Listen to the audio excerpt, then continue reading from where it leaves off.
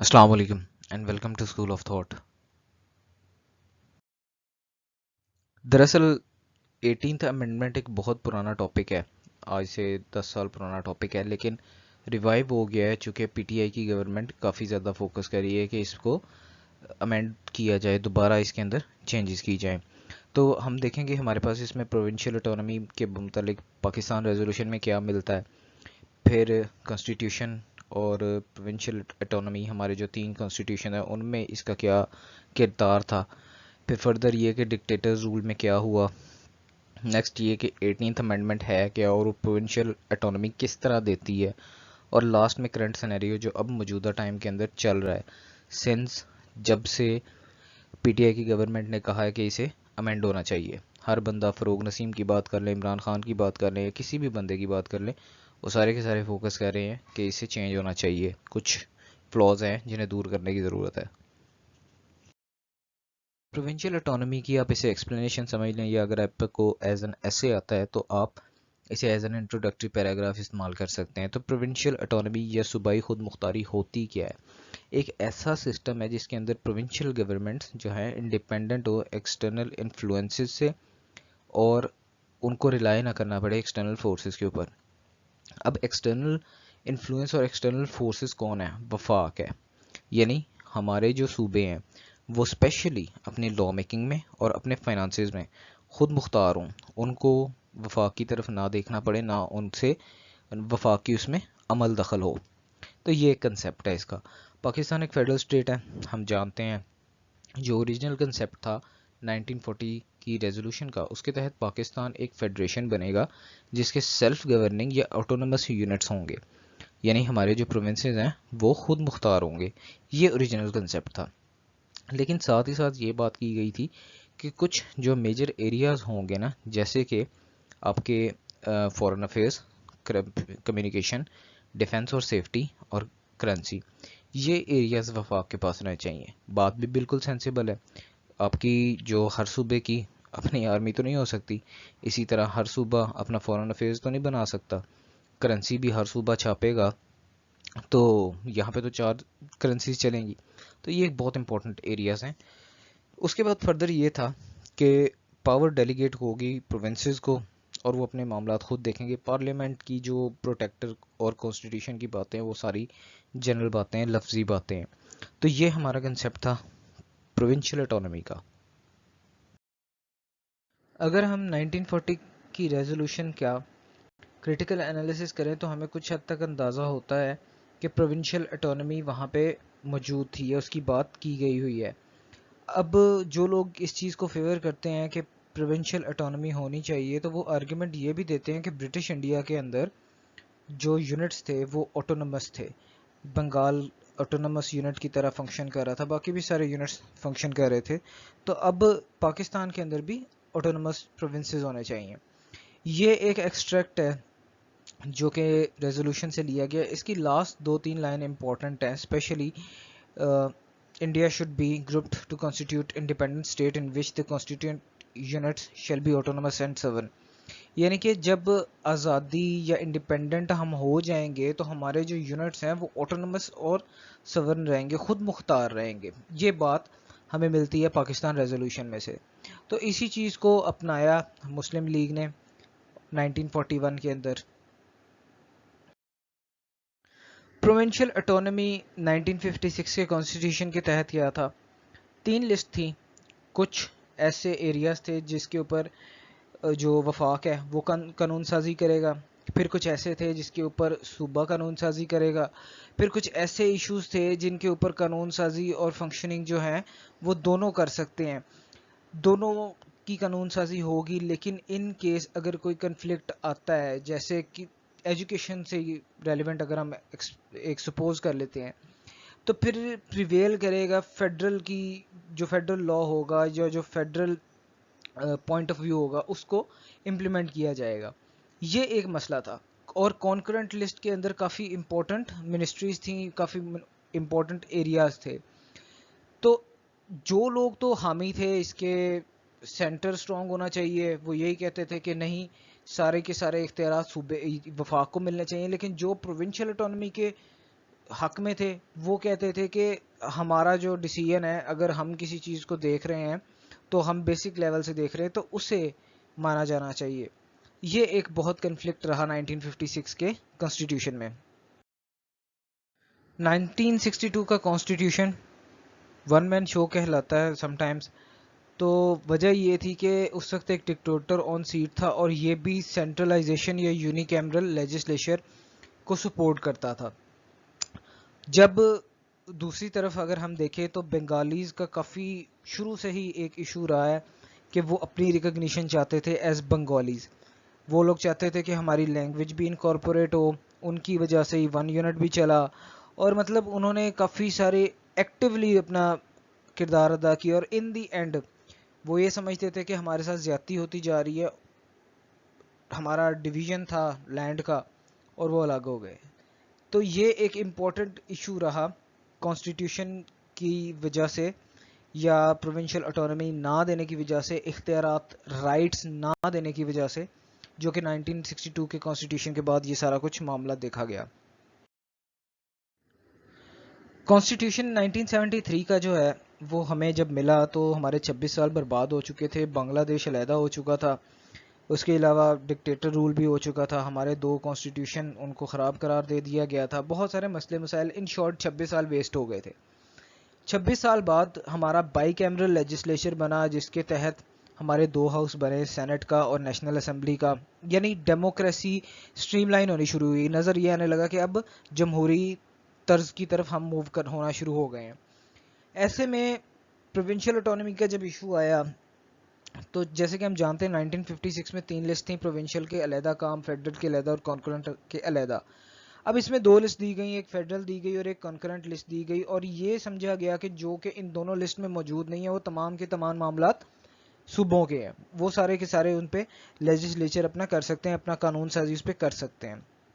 ایک بڑا اہم جو کردار اس میں ادا کیا گیا وہ یہ بھی تھا کہ نیشنل فائنانس کمیشن بنایا گیا for the very first time, کہ جس کے تحت ہمیں پتہ ہے کہ ہمارے فنڈز ایلوکیٹ ہوتے ہیں, صوبوں کے فنڈ ایلوکیٹ ہوتے ہیں شیئر کے تحت.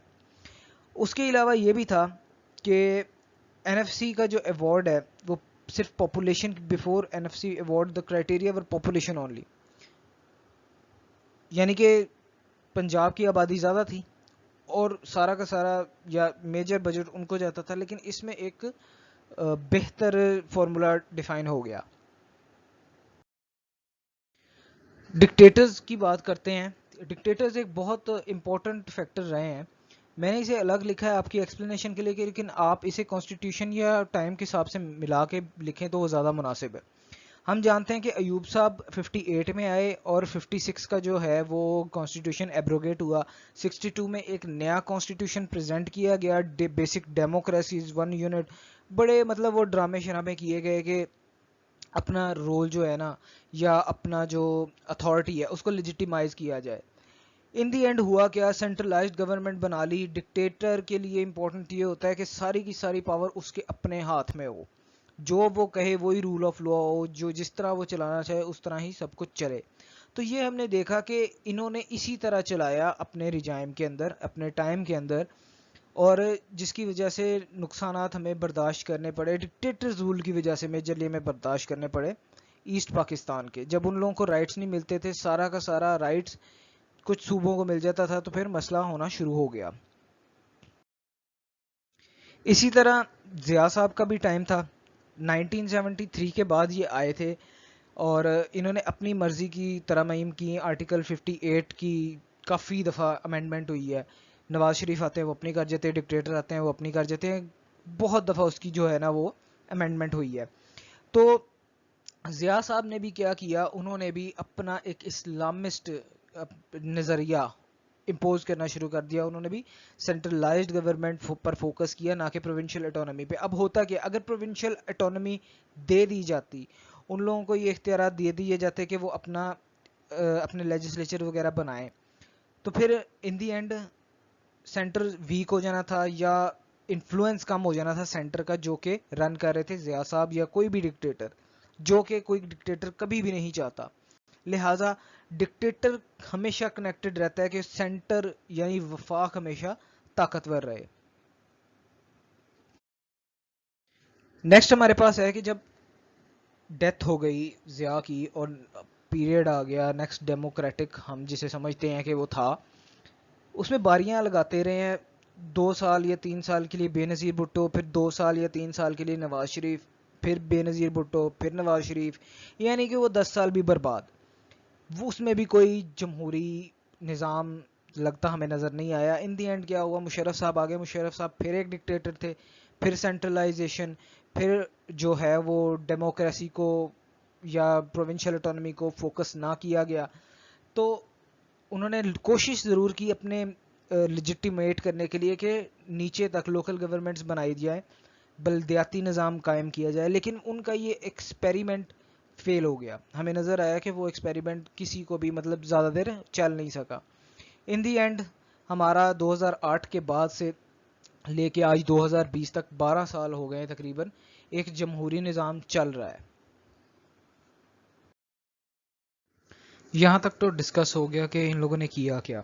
اب نیکسٹ پوائنٹ ہمارے پاس یہ ہے کہ 2008 سے لے کے 2020 تک یہ وہ 12 سال ہے جس کے اندر اگر ہم دیکھیں تو ہمیں پتہ چلتا ہے کہ واقعی جمہوری نظام کے اوپر کام ہونا شروع ہو گیا. پہلے ایک پولیٹیکل پارٹی آئی، اس نے اپنا ٹینیور پورا کیا اور پولیٹیکل ڈیموکریٹک طریقے سے اس نے پاور کو جو ہے وہ نیکسٹ پارٹی کو دے دیا، پی ایم ایل این کو 2013 میں، اور پھر اب تھرڈ پارٹی رول کر رہی ہے پی ٹی آئی 2018 سے. یعنی کہ ڈیموکریٹک پروسیسز کچھ سٹریم لائن ہوئے ہیں. 2010 کے اندر پیپلز پارٹی نے یہ قدم اٹھایا. اچھا، اب اس کے اندر ہمارے لیے صرف وہ پوائنٹس امپورٹنٹ ہیں یا وہ شک امپورٹنٹ ہیں جو کہ پروونشل اٹانومی سے ریلیٹڈ ہیں، وہ بالکل غیر ضروری ہیں.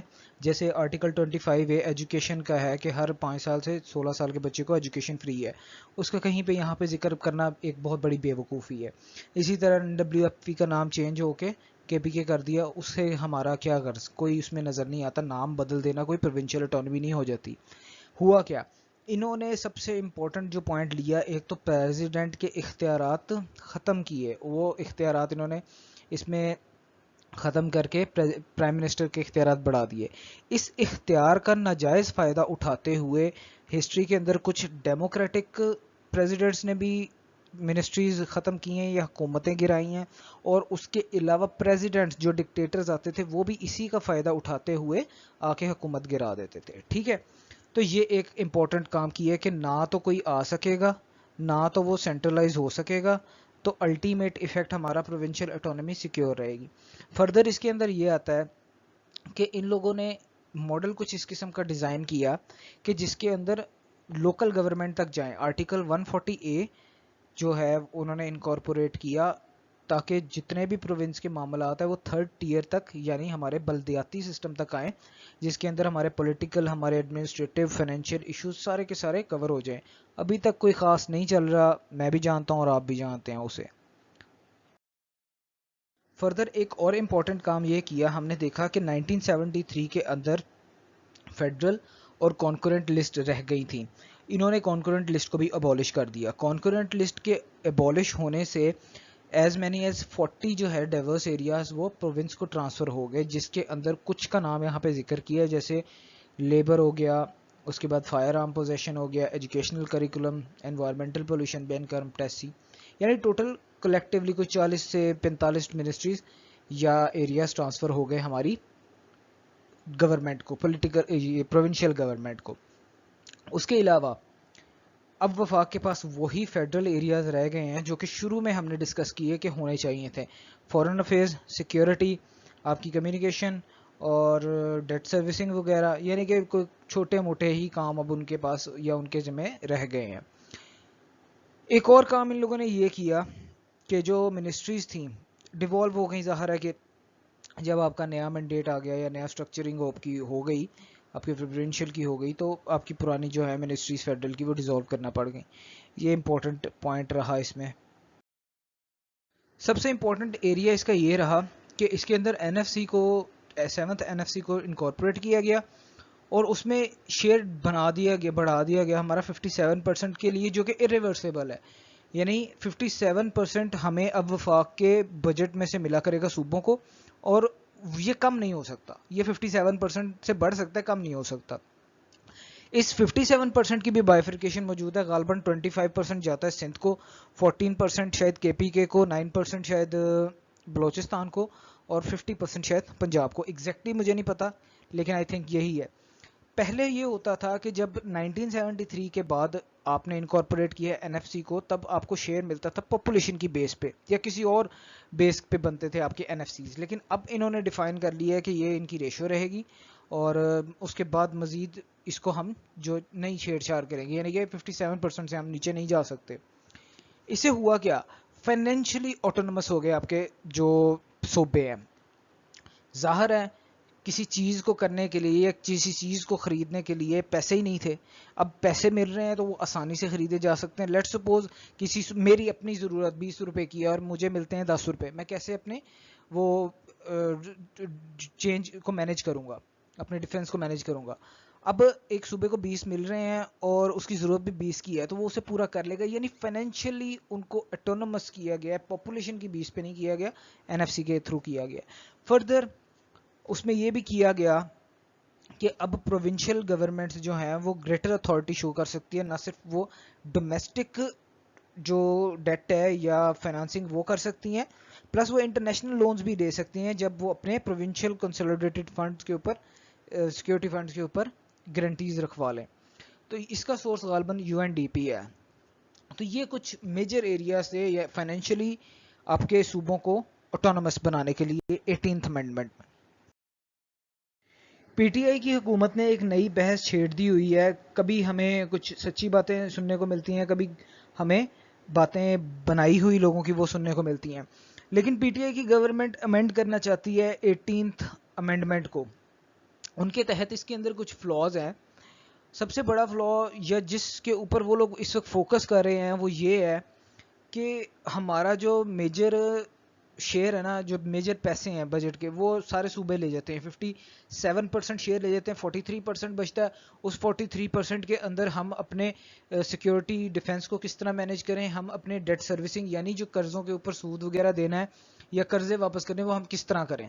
تو ان کو لگتا ہے کہ وہ بہت ناکافی ہے. اس کے خلاف کچھ لوگ یہ بھی کہتے ہیں کہ ان لوگوں کو یہ سارا کچھ کر کے بھی پیسے بچ جاتے ہیں. ٹھیک ہے, ہم چونکہ بیٹھے تو نہیں ہیں پارلیمنٹ کے اندر کہ ہم ہر چیز سے بخوبی واقف ہوں, تو ہم اس بحث میں نہیں پڑتے, لیکن یہ ان لوگوں کا نظریہ ہے. سیکنڈلی یہ کہتے ہیں کہ میجر فائنینشیل پرابلمس کی وجہ بھی یہ ہے کہ میجر شیئر وہاں نکل جاتا ہے, ہمارے پاس کچھ بچتا نہیں ہے, سینٹر کمزور ہو گیا ہے, ملک کمزور ہو گیا ہے.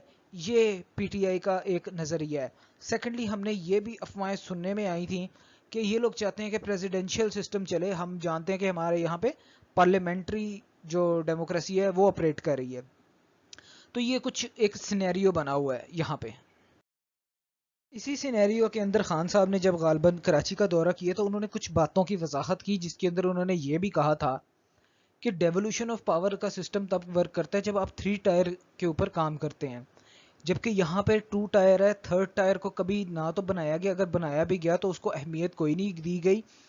پروونشل آٹونومس ہونا ایک اور چیز ہے. یہاں پہ جو ہمارے سی ایمز ہیں وہ خود ڈکٹیٹر بن کے بیٹھے ہوئے ہیں, سارے کے سارے اختیارات ہمارے سی ایمز کے ہیں اور وہ جس طرح چاہے اس کو مینیج کر سکتے ہیں. کلیئر ان کا اشارہ ہمیں نظر آتا رہا سندھ کی طرف ہے اور مراد علی شاہ صاحب کی طرف ہے. لیکن بات اس میں پھر بھی وہی ہے کہ اگر سینٹر سٹرونگ ہوتا ہے تو اس کے اندر پی ایم بھی ڈکٹیٹر بنتا ہے, اگر سی ایم بھی اسی طرح اگر پروونشل سٹرونگ ہوتا ہے تو اس کے اندر سی ایم بھی ڈکٹیٹر بنتا ہے. یہ کامن سینس کی بات ہے. فردر انہوں نے یہ بھی کہا کہ ہمارا جو ہے مطلب میجر شیئر تو وہاں نکل جاتا ہے, 700 بلین کے خسارے سے ہم اپنا بجٹ شروع کرتے ہیں, تو ہم اپنی چیزوں کو کس طرح مینیج کریں. ہمارے سمجھ میں یہ این ایف سی کی چیزیں نہیں آتی, ہم اسے ختم نہیں کرنا چاہتے, لیکن صرف یہ چاہتے ہیں کہ اس پہ بیٹھ کے جو اس کے اندر خامیاں ہیں ان کو فکس کیا جائے. یہ ایک خان صاحب کا نظریہ تھا, یا یہ بیسیکلی اس وقت پی ٹی آئی کا ایک بہت امپورٹنٹ ایریا ہے جس کو وہ بار بار ہمیں نظر آتا ہے کہ فروغ نسیم بھی بار بار اس کو ڈسکس کرتے ہیں, اور بھی کافی سارے جو پولیٹیشینز ہیں پی ٹی آئی کے وہ اسے ڈسکس کرتے رہتے ہیں. اور اس کا رد عمل آتا ہے میجرلی پیپلز پارٹی کی طرف سے, sometimes P M L N کی طرف سے بھی آتا ہے, اور ایون آپ کے جو جماعت علماء اسلام وغیرہ ہیں ان سے بھی آپ کے رد عمل کو ہم دیکھتے ہیں. یہ پیراگراف میں آپ کو سارا ڈسکس کر چکا ہوں. اس میں بھی وہی باتیں ہیں, اس میں کوئی نئی بات نہیں ہے کہ ہمارا جو ہے وہ میجر شیئر وہاں پہ جا رہا ہے. اس کے علاوہ آپ کی کس طرح فنکشن ہونی چاہیے, یعنی تھری ٹائرز کے اوپر آپ کا پروونشل اٹانومی یا آپ کے ڈیموکریسی کو چلنا چاہیے. کرنٹ سینیریو کے اندر ان پہ ہی تنقید کرتے ہوئے مزید یہ لوگ بھی کہتے ہیں کہ ان لوگوں نے نا سندھ کو اپنی جاگیر بنا لیا, پرسنل فیفڈم بنا لیا ہے. ٹھیک ہے, تو حقیقت بھی یہی ہے. ہمیں نظر آتا ہے کہ یہاں پہ خاندان کے خاندان بیٹھی جا رہے ہیں. جمہوریت تو پھر نام کو نہیں ہے, پہلے باپ آتا ہے, پھر اس کا بیٹا آتا ہے, پھر اس کی بیٹی آتی ہے. مطلب اس طرح کر کے یہ لوگ اپنے آپ کو ایک خاندانی روایت کے اندر, جمہوریت بھی ہے نام دیا ہوا ہے لیکن ایک خاندان ہی چلتے جا رہے ہیں. تو اس کے اندر ہمیں ایک بہت بڑا فلا یہ بھی ہوتا ہے پروونشل اٹانومی کا. جس طرح ہم اگر اب بات کریں, پیپلز پارٹی سندھ کی ہے, اس کے بعد اگر ہم پی ایم ایل این کی بات کریں وہ پنجاب کی ہے, کسی اور پارٹی کی بات کر لیں وہ کے پی کے کی ہے. تو اگر آپ ان لوگوں کو اتنی اتھارٹی دیتے ہو, پھر یہ لوگ ان کا ناجائز فائدہ بھی اٹھاتے ہیں. وہ اسٹیٹ ود ان اسٹیٹ والی گیم کھیلنا شروع کر دیتے ہیں. یعنی انہیں پتہ ہے کہ ہمیں سندھ مل ہی جائے گا, یا انہیں پتہ ہے کہ ہمیں پنجاب مل ہی جائے گا, یا انہیں پتہ ہے کہ ہمیں کے پی کے مل ہی جائے گا, ہمیں جدوجہد کرنے کی ضرورت نہیں ہے. ٹھیک ہے, تو یہ لوگ بھی خرابی کرتے ہیں. یہ پوائنٹ ایک ان لوگوں نے ویلڈ اٹھایا ہے. اچھا, اب اس ساری بحث کے اندر یا اس ساری ایکسپلینیشن کے اندر ایک پوائنٹ ہمیشہ یاد رکھنا ہے کہ ہم نے جب بھی 18 امینڈمنٹ کے اوپر بات کرنی ہے یا لکھنا ہے, اپنا قلم چلانا ہے, تو کوشش یہ کرنی ہے کہ ہم اس کے حق پہ لکھیں, اس کے خلاف نہ لکھیں. کیوں؟ کیونکہ یہ جمہوری طرز پہ چلنے والی ایک چیز ہے. ٹھیک ہے, پروونشل اٹانومی آپ کو ملنا ایک اچھا پرسپیکٹو ہے جمہوریت کی روح سے, لیکن اس کے ساتھ لوگ کیا کرتے ہیں یا ہوتا کیا ہے, وہ سارے انفیوریبل سرکمسٹانسز کو ہم اگر ایک سائڈ پہ رکھ دیں, ہم صرف اس چیز کو دیکھیں کہ یہ جمہوری طرز عمل ہے تو یہ بیسٹ ہے. اگر ہم اسی لینس کے اندر پی ٹی آئی کو اس وقت دیکھیں تو پی ٹی آئی غلط کر رہی ہے, یا وہ اپنا سٹینس غلط کنوے کر رہی ہے. ہاں, یہ ان کا کہنا جائز ہے کہ بیٹھ کے ایک دفعہ اس پہ پھر بات کر لو, یا دیکھ لو کہ انوملیز کیا ہے. لیکن ان کا یہ کہہ دینا کہ ہم نقصانات میں پڑ گئے ہیں این ایف سی کی وجہ سے, یہ غلط ہوگا. کیوں؟ کیونکہ مینج کرنے کے اور بہت سارے طریقے ہوتے ہیں. آپ سے نہیں مینج ہو رہا تو ایک اور بات ہے, لیکن مینج کرنے کے طریقے بہت سارے ہوتے ہیں. نیکسٹ پوائنٹ یہ ہے, اس کے اندر ہمارے پاس جو آرگیومنٹس فیور کے ہیں وہ ہے کہ سب سے پہلے تو ہم دیکھتے ہیں کہ امینڈمنٹ کو ساری پارٹیز نے مل کے پاس کروایا تھا, اور اب اس کو دوبارہ امینڈ اگر آپ کرنا چاہتے ہیں یا اس میں کوئی چینجز لانا چاہتے ہیں تو اس کے لیے ضروری یہ ہے کہ ساری پولیٹیکل پارٹیز پھر سے متفق ہوں, یا ایٹ لیسٹ 2/3 آپ کی جو اکثریت آپ کو ملے, تاکہ آپ اس کے اوپر کوئی قدم اٹھا سکیں. اگر آپ ایسا نہیں کرنا چاہتے تو پھر آپ کو کوئی ایکسٹرا جوڈیشل یا جو غیر قانونی کام ہو وہ کرنا پڑے گا, تاکہ آپ اسے ختم کر سکیں یا اس میں چینجز کر سکیں. اس کے لیے جو میری سینس میں آتا ہے وہ پھر سے مارشل لا ہی ہے. تو لیکن اسی لیے آگے لکھا ہوا ہے کہ خطرناک ہے وہ ڈیموکریسی کی فیوچر کے لیے. فردر اس میں پوائنٹ یہ ہے کہ امپورٹنٹلی اب یہ پروونسز کو ایک فائنینشیل اٹانومی دے چکا ہے, لیجسلیٹو اٹانومی دے چکا ہے. ہم دیکھ چکے ہیں کہ اب ان کو پیسے بھی زیادہ ملتے ہیں. ہم دیکھتے ہیں کہ اب اپنی لا میکنگ بھی یہ لوگ کرتے ہیں. تو ایسے میں ان کا ریورٹ ہونا, ان کا واپس جانا بڑا مشکل ہے. اور فیڈریشن کا جو ایک اصل ایسنس ہوتا ہے نا, وہ کچھ حد تک میٹ ہو رہا ہے. لیکن امپورٹنٹ اس میں پھر تھوڑا سا ایک نیگیٹو پوائنٹ یہی ہے کہ یہ جو پولیٹیکل پارٹیز چینٹ کرتی ہیں کہ پروونشل اٹانومی ہونی چاہیے, انہی کو اب مزید تکلیف ہو رہی ہے پاور کو فردر نچلے لیول تک لے کے جانے میں, یعنی ناظم کونسلر لیول تک, تھرڈ ٹائر تک لے کے جانے کے لیے ان لوگوں کو تکلیف ہو رہی ہے. سب سے بڑی اس کی مثال پھر ہمیں سندھ کے اندر ہی ملتی ہے. کوئی بھی مسئلہ مسائل ہو جائے, میئر کراچی کے اوپر الزام ڈال دیا جاتا ہے, میئر کراچی الزام ڈالتا ہے حکومت پروونشل گورنمنٹ کے اوپر. ان دی اینڈ جو ہے کراچی والے وہ بیچارے روتے رہ جاتے ہیں. یہ ہمیں نظر آتا ہے. تو نہ وہ پیسے اور پاور ڈیوالو کرنے کو تیار ہیں, اور مسئلے مسائل جو ہیں وہ سارے کے سارے عوام برداشت کر رہی ہے. مزید جب ہم نے اس کے حق میں لکھا تو ہم نے یہ بھی لکھا کہ یونٹی فارم آف گورنمنٹ جو ہوتا ہے وہ ایک ملٹی نیشنل کنٹری کو سنبھالنے میں کامیاب نہیں ہوتا. جیسے کہ ہمارے یہاں پہ مختلف طرح کے کلچر ہیں, مختلف طرح کی بولی ہے, ہم ایک طرح سوچتے نہیں ہیں.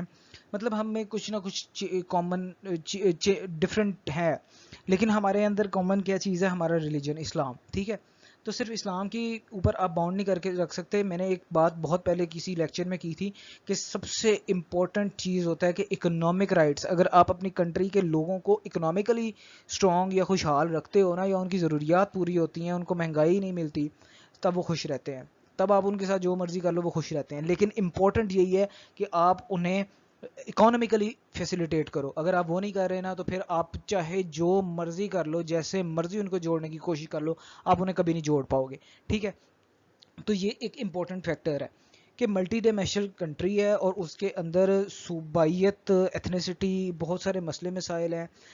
اس کے علاوہ ہم نے یہ بھی دیکھا کہ جو ایکسٹریمسٹ ملیٹنٹ ہیں وہ بھی اٹھنے شروع ہوئے. اوور سینٹرلائز جب ہماری ملٹری کے اندر رول رہا تو بہت سارے مسئلے مسائل ہوئے. لیکن 18 امینڈمنٹ نے کچھ حد تک جمہوری نظام کو اسٹرانگ کیا اور ایک الیکٹرول پروسیس کو جو ہے اس نے چلایا, یعنی کہ اسٹریم لائن کیا اس نے کچھ حد تک نا چیزوں کو. فردر اس میں یہ بھی آیا کہ یونٹری یا پریزیڈینشیل فارم آف گورنمنٹ وہ کوئی سولوشن نہیں ہوتی. آپ کو گورن تو اس میں بھی کرنا ہے, اس میں بھی کرنا ہے. ٹھیک ہے, تو اسٹرانگ مین جو ہے وہ long term political financial stability لے آئیں, اس بات کی کوئی گارنٹی نہیں ہے, کیونکہ ہمارے ملک میں اسٹرانگ مین آئے بھی ہیں جن کو ہم ملٹری ڈکٹیٹرز کہتے ہیں. ٹھیک ہے, تو ان کے آنے سے بھی کچھ نہیں ہوا, سینٹرلائزیشن ہوئی اور لوگوں نے بہت بہت شور کیا کہ ہمیں ہمارے حقوق نہیں مل رہے. اس سارے سینیریو کے اندر سب سے خوبصورت بات امینڈمنٹ ہونی چاہیے, امینڈمنٹ نہیں ہونی چاہیے, ڈاکٹر فہمیدہ مرزا نے کی ہے. انہوں نے سب سے خوبصورت بات یہ کی ہے کہ 18th امینڈمنٹ امپلیمنٹ ہی نہیں ہوئی. آپ کانسپیریسی نہ کریں اسے انیفیکٹو بنانے کے لیے, یہ امپلیمنٹ ہی نہیں ہوئی. بالکل حقیقت کہا گیا ہے, پاکستان کے اندر ہر قسم کا, ہر طرح کا قانون موجود ہے. مسئلہ صرف یہ ہے کہ وہ کبھی بھی قانون امپلیمنٹ نہیں ہوا. کتابوں کے اندر موجود ہیں لیکن ان کے اوپر کوئی کام نہیں کیا گیا, ان کو کبھی نافذ نہیں کیا گیا. ایک چھوٹی سی مثال اسی امینڈمنٹ کی, 25 آرٹیکل کہتی ہے کہ 5 سے 16 سال کے بچوں کی تعلیم فری ہونی چاہیے, کبھی بھی نہیں کی گئی فری. اگر کوئی امپورٹنٹ پولیٹیشین کو ہٹ نہ کر رہا ہو کوئی کانسٹیٹیوشن, جیسے ہم نے دیکھا پی ایم ایل این کے کیس کے اندر پھر 62 اور 63 آرٹیکل, تو وہ کیوں تھا؟ وہ اس لیے تھا کیونکہ وہ اسک و رسوک رکھنے والے لوگ ہیں. عام بندے کے اوپر کوئی شک, کوئی کسی قسم کی امپلیمنٹیشن نہیں ہوتی, ہم اس چیز کو اچھے سے جانتے ہیں. تو ایسے میں کرنے کی کیا ضرورت ہے؟ آپ ان چیزوں کے پیچھے نہ بھاگیں کہ ہم اسے امینڈ کریں یا چینج کریں only for the sake of کہ redrawing N F C award ہو. اگر آپ کا سٹینس کوئی اور ہے, لاجیکل سٹینس ہے, آپ اسے پریزنٹ کریں. لیکن اگر آپ صرف این ایف سی کو ری ڈرا کرنا چاہتے ہیں تو یہ ایک بہت ہی غلط آپ کی اپروچ ہے. آپ کو اس کو فائنینشیل کرائم سے نکلنے کے لیے اپنا ٹیکسیشن سسٹم بہتر کرنا چاہیے. اگر آپ کہتے ہیں کہ ایڈمنسٹریٹو میں مسئلہ ہے تو سب سے پہلے پنجاب آپ کے پاس ہے, آپ پنجاب کے اندر کام کریں, 3rd ٹیئر کو فنکشنل کریں, ان کو اختیارات دیں اور اس کی امپلیمنٹیشن کروائیں. امپلیمنٹیشن سولوشن ہوتا ہے ہمیشہ, چینج یا امینڈمنٹ سولوشن نہیں ہوتا, کیونکہ امینڈمنٹ کرنے کے بعد بھی تو امپلیمنٹیشن ہی کرنی ہے نا, تو وہ پہلے کر لو. تو یہ سارا کچھ ہمارا ڈسکشن ہے. اس کے علاوہ ایک اور پوائنٹ اس میں یہ بھی لکھا ہے کہ جو آپ کے ویٹ کے, فیول کے, شوگر کے کرائسس ہوئے, آپ نے ان کو کس طرح ڈیل کیا. آپ وہاں پہ جو کرپٹ بزنس مین ہیں یا جو لوگ ٹیکس ایویژنس کے اندر انوالو ہیں, آپ ان کو کس طرح نہیں مینیج کر رہے, یا کیوں ان کو انکارپوریٹ نہیں کر رہے, کیونکہ وہ بھی ہماری پارلیمنٹ کا ایک بہت امپورٹنٹ حصہ ہے. اوور آل یہ ٹاپک کنکلوڈ ہم نے ہمیشہ اسی چیز کے اوپر کرنا ہے کہ 18th امینڈمنٹ ایک اچھا پروسیس تھا, ایک اچھی اپروچ تھی.